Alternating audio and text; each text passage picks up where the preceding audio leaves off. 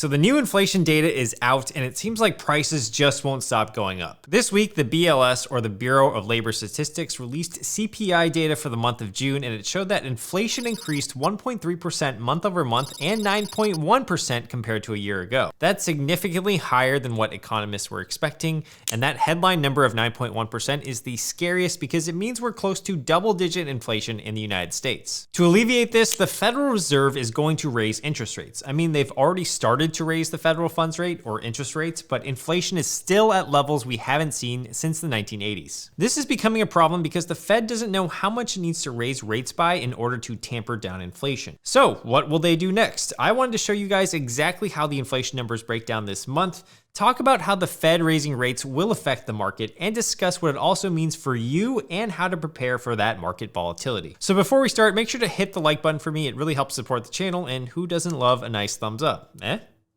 So first, we need to explain the latest CPI report, what CPI is, and how inflation is calculated. CPI stands for Consumer Price Index, which is one of the most widely used metrics to track inflation. Imagine you went to Costco today, or your favorite supermarket, minus just Costco, but you buy a few things every single month. Milk, eggs, toilet paper, some Pellegrino sparkling water if you're feeling fancy, some fruit, clothes, whatever. But the point is that you buy the same basket of goods every single month, and that basket ends up costing you $100 at the end of your shopping trip. A year later, you do the same thing. You go on your usual shopping trip to Costco, you say hi to your favorite sample man, Richard, but after you check out, you look at your receipt and you go, my basket of goods now costs $109. So what happened? The basket of goods has stayed the exact same, but now you're paying $9 more, or 9% more for that same basket of goods compared to the last year. This is, in elementary terms, how inflation is calculated with CPI. The Bureau of Labor Statistics does this on a regular basis and measures the increase of how much that basket costs. They then report those numbers every single month and also compare it to years in the past, and that is the inflation report. In the latest report, the two biggest categories hardest hit by inflation were food and energy. These two items have the largest weighting in the CPI basket and are items that everyone has seen shoot up in price. Food was up 1% month over month, which doesn't sound like a lot, but in that category, cereal and meats have increased at double-digit percentages compared to a year ago. Energy compared to the month before was up 7.5% and 41.6% year over year. Now within that category, we saw gas as the biggest driver of that price, and we actually saw gasoline prices rise 11.2% month over month and 59.9% year over year. That being said, it's important to remember that these CPI reports are backwards looking, so since we just got the CPI report this month, that was for the month of June. It doesn't take into any account the happenings in July, and since July started, crude oil prices have fallen about 10%, which means gas prices are coming down too. It's possible that higher prices have begun to cool down this month, and the next CPI report should be much lower, but we won't know that until the next inflation report, which is going to be in August. That being said, some people aren't optimistic that it's the end of high gas prices just yet. So for example, JP Morgan recently said that in the worst case scenario, oil could hit $380 per barrel, which is almost 4 times the current price of oil. I personally don't think that will happen, but of course everything this year has been unprecedented so far, so I feel like you can't really rule out anything these days. The most promising scenario to see gas come down is going to be a combination of the fall season arriving so that the demand for gas is lessened, and also the Ukraine war ending, but we aren't really close to either of those happening right now. With inflation still so red hot, this is the signaling to the Federal Reserve that they need to continue to aggressively raise the federal funds rate. That rate is the cost for banks to borrow money from other banks. So the current federal funds rate is 1.75%. Now, one of the goals that the Federal Reserve has is to work towards price stability, and to do that, they need to keep inflation in check. Their committee seeks to achieve inflation that averages 2% over time. They can do this by raising the federal funds rate. Now, a higher federal funds rate will mean a higher cost of borrowing, and when the cost of borrowing is higher, there's less incentive to borrow and more incentive to save, thus hopefully lowering inflation. Something I've always kind of wondered about is why does inflation have to be 2%? Why not 0%? Well, in doing some digging, there are a couple reasons why the Fed wants a positive inflation rate number. The first is measurement bias. So listen to what David Wheelock, a member of the St. Louis Fed, had to say about that in a podcast in 2017. So when the observed rate of inflation is, say, 1 or 2%,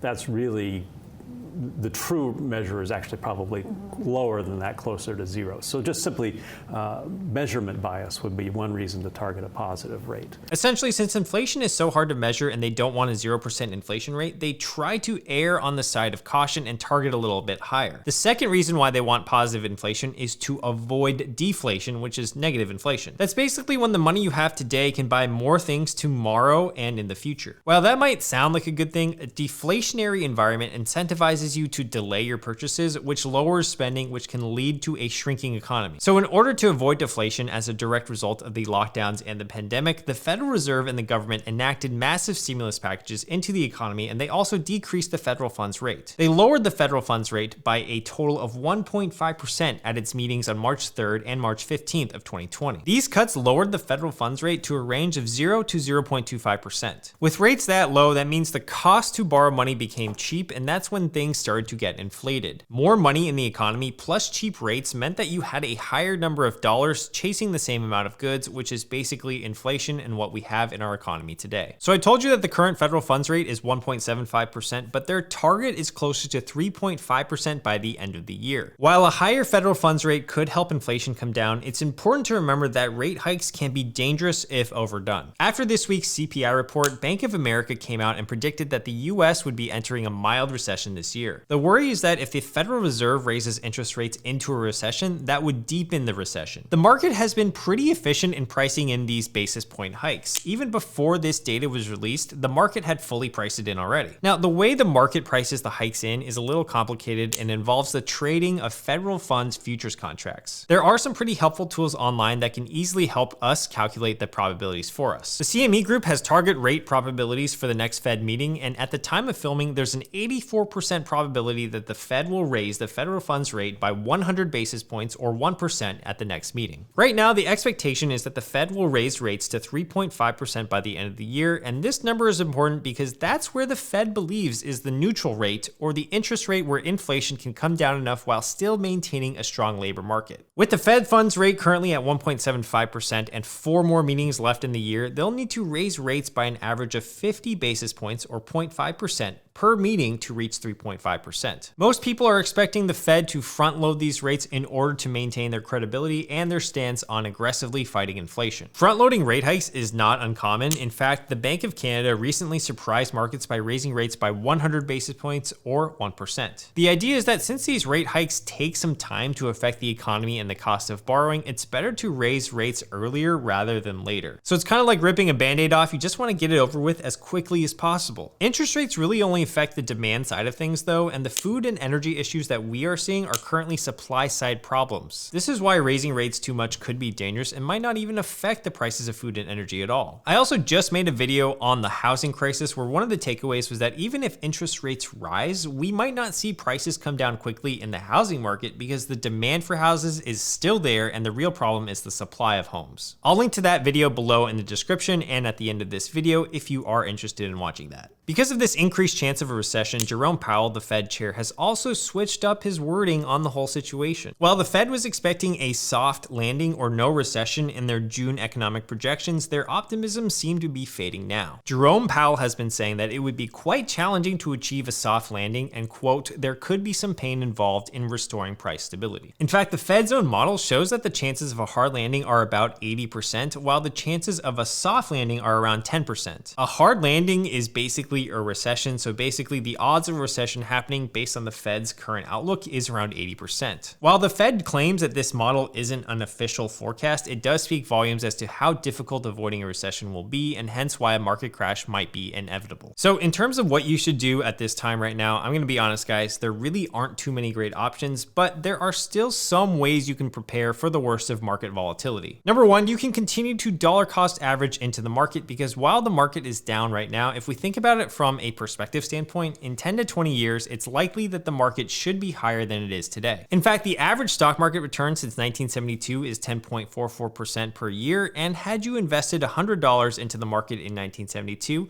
you would have $15,069 today. That's a cumulative return of 14,969%. Now, of course, course, since that doesn't include inflation, we do need to adjust for that as well. So adjusted for inflation, that return would be 25% cumulatively, or 6.25% per year. So even with inflation, you can see that if you are investing for the long term, you will likely be fine. Second, if you do want some immediate relief, you can buy or invest into some Series I savings bonds. I've talked about these in another video, but they do offer some inflation hedging because they are savings bonds that are backed by the government that will give you a return to keep pace with inflation. Right now, they're offering 9.62%, but you can only buy $10,000 worth of it. You can buy them on treasurydirect.gov, which I will link in the description below as well. Third, make sure you keep your emergency fund at 3 to 6 months of savings in cash. I know this is pretty common advice, but it really rings true in times like these. Having this cash will give you the peace of mind that you can weather any emergency if it comes up. It also ensures that you can make it through any volatile times in the market and will encourage you to not emotionally sell off your long-term positions. And fourth, keep diversifying. You want to be invested in as many industries and invested in as many assets as possible. Stocks can be inherently risky, and if your entire stock portfolio is made up of tech stocks, or even worse, your entire portfolio is in a single stock, then a lot is riding on that one sector or that one stock. A diversified portfolio should have a broad mix of investments. You can also hold non-correlated assets such as commodities like gold and silver. Now, the easiest way to diversify, in my opinion, is just buying an ETF. So there are things like gold ETFs and also stock ETFs as well. ETFs are just basically one fund. So by buying that one fund, you own a small percentage of everything that it owns. And a lot of these ETFs will have over 500 holdings. If you found this video helpful, you might also want to subscribe to my free newsletter, Hump Days. And that's a tech and markets newsletter that we come out with on Wednesdays and Sundays for free. I'll leave a link to that in the description below. And also, if you did enjoy this video, make sure to check out my video on the housing crisis. I just came out with it a few days ago, but I will leave it up right here or right here. All right, I'll see you guys in the next video. Peace out.